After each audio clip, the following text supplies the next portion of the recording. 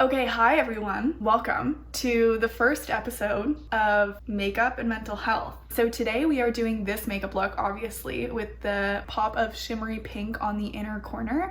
And we are also going to be talking about toxic positivity, what it is, why we do it, why it's toxic, so why it's bad for us, and then also what we can do about it. So how we can stop spreading toxic positivity. So if you're interested in any of that, then just keep watching. To me, it makes the most sense to start this conversation by talking about what toxic positivity is. As I was doing some reading for this video, I came across a definition of toxic positivity that I liked a lot by a blog called The Psychology Group. Toxic positivity is denying, invalidating, or minimizing emotions that we as a society deem to be negative. The way that people who are toxically positive, can I say that? I don't know.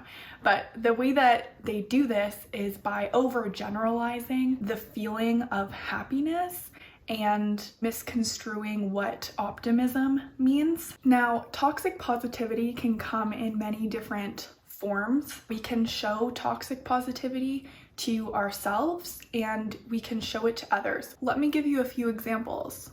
Some ways that I show toxic positivity to myself is by hiding my emotions. The most common example of this is when people ask you if you're okay and you're not okay, and then you tell them you're okay. But another big one for me actually is feeling guilty about my emotions. If I am experiencing an emotion that society has deemed to be a negative emotion or a bad emotion, in my case, this is usually anxiety, then I feel bad or guilty about feeling that way. I feel like I should not feel that way.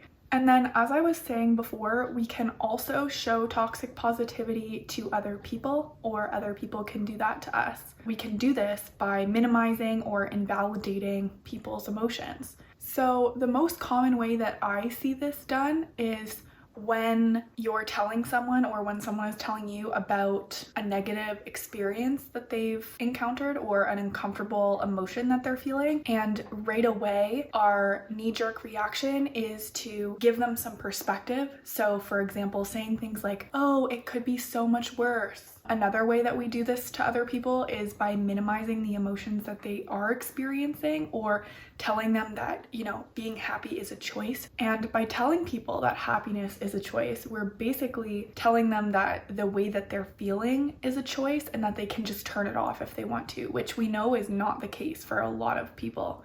And then another way that we show toxic positivity to other people, and actually to ourselves as well, is through social media. Social media is a big one because, as we all know, as we've heard a million times before, social media is just a highlight reel of people's lives. So an example of this on social media is, the current situation we're all in is a perfect example. Lots of people are posting about how productive they are, about the new projects they're starting, about how much exercise they're getting done. And although I don't think anyone is intending to be malicious when they're showing toxic positivity, that can cause other people to feel like what they're doing or what they're struggling with is not normal and is not okay. So if toxic positivity is so toxic, why do we do it? And in my mind, the reason is pretty simple. Actually, it's a maladaptive coping strategy. Let me explain really quickly what that means. A coping strategy, you probably know, it's something that we use when we're stressed to help us deal with that stress or discomfort. And maladaptive just means that in the long run, it's actually going to make it worse. So when we show toxic positivity to ourselves, it's a coping strategy because it allows us to not deal with the discomfort that we are feeling in the moment. But to other people, why toxic positivity works so well is because it allows us, the person who is showing toxic positivity, to not deal with the discomfort that we feel when someone else is uncomfortable. Let's say your friend is really upset about something that happened at work. It's a lot easier for us to tell that person, to get over it and to tell them that they don't have to be feeling the way that they're feeling, because then us as a friend, we don't have to deal with their uncomfortable emotions, which actually makes sense because as a society, we aren't taught how to help people deal with their mental health challenges. Like, no one teaches us how to do that. That's why we talk about these things, right? So that we can learn about them and then learn how to hopefully change them and act differently. Okay, so that was why we do it.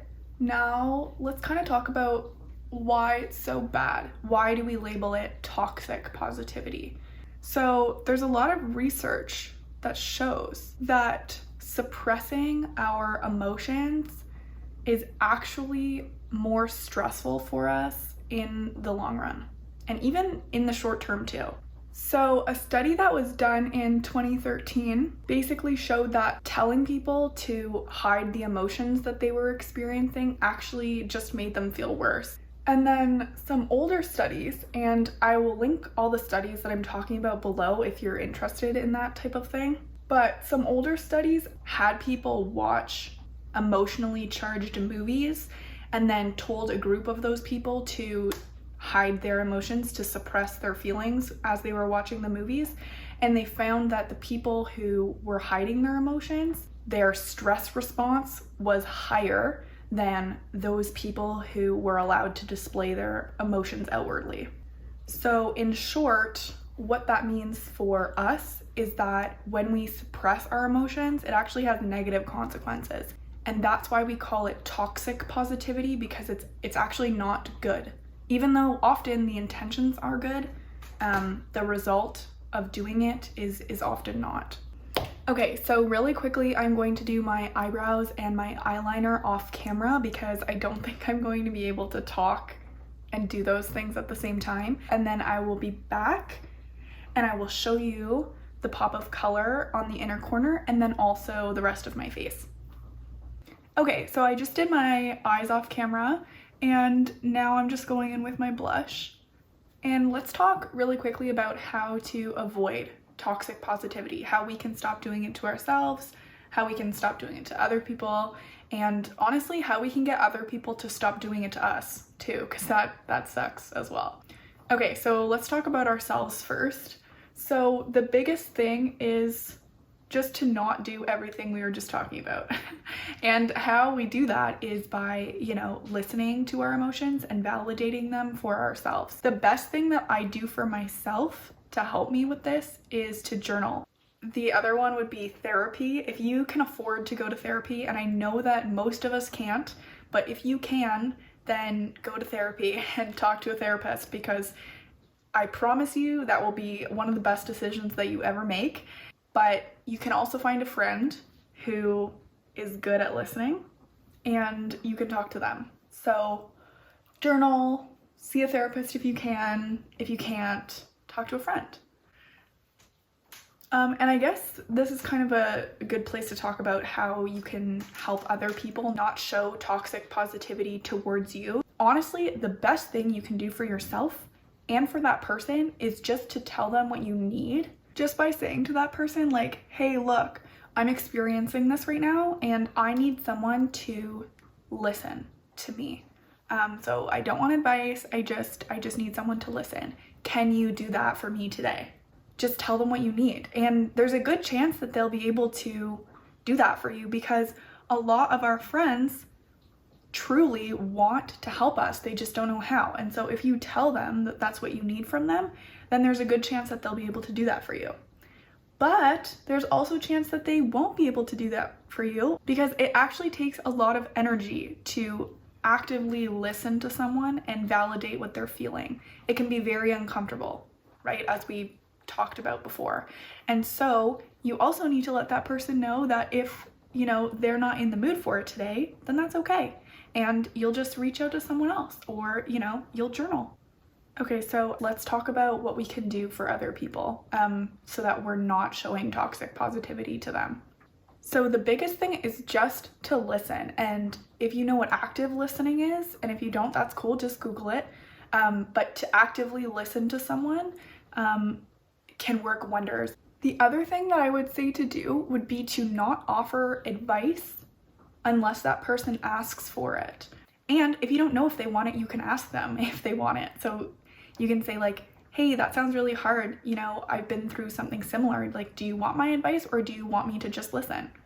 Okay, so now for the inner corner, I'm going in with the MAC Just a Wisp and I'm laying it over the white that I just did. I don't even know if you can buy this anymore. I actually probably shouldn't be putting it near my eyes because I think I've had this thing since like grade 9, which is like, it needs to be thrown out. But if I have a sty tomorrow, this is why. Okay, so let me do my lips really quickly and then I'll wrap it up. Okay, so that is this makeup look all complete. I hope you learned something new about toxic positivity. If you made it this far, then feel free to like and subscribe for more videos like this, and I will see you all in the next one.